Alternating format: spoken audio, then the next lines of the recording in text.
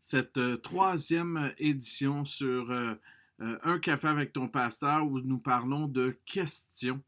Et c'est les questions posées par Dieu. Et aujourd'hui, la question que nous allons voir, c'est qu'y a-t-il dans ta main? Dans le contexte d'Exode 1 à 5, ça dit, Moïse répondit, ils ne me croiront pas, ils ne m'écouteront pas, au contraire, ils diront, l'Éternel ne t'est pas apparu. L'Éternel lui dit, qu'y a-t-il dans ta main?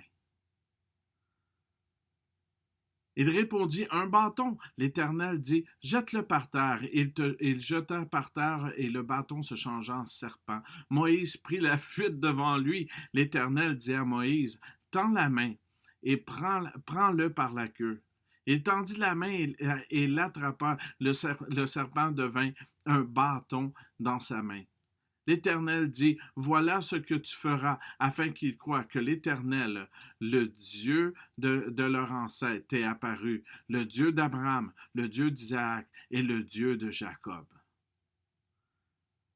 Wow!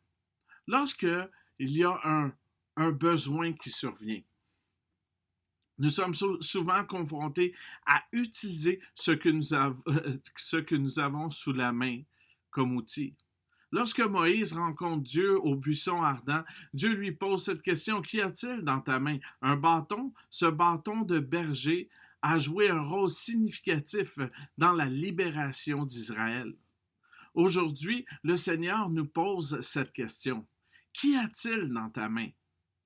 Que peux-tu mettre à la disposition de Dieu qui résultera la liberté de quelqu'un?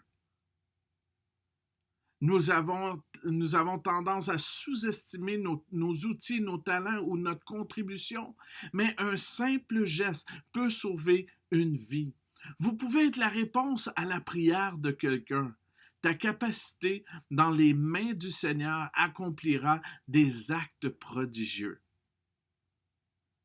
Donc, les questions avec lesquelles je te laisse aujourd'hui, c'est quels sont les dons, les qualités, les talents que Dieu t'a donnés? Donc, qu'y a-t-il dans ta main? Et une autre question pour toi, c'est comment aujourd'hui peux-tu être la réponse à la prière de quelqu'un? Sur ce, merci d'avoir pris un café avec ton pasteur et reste béni.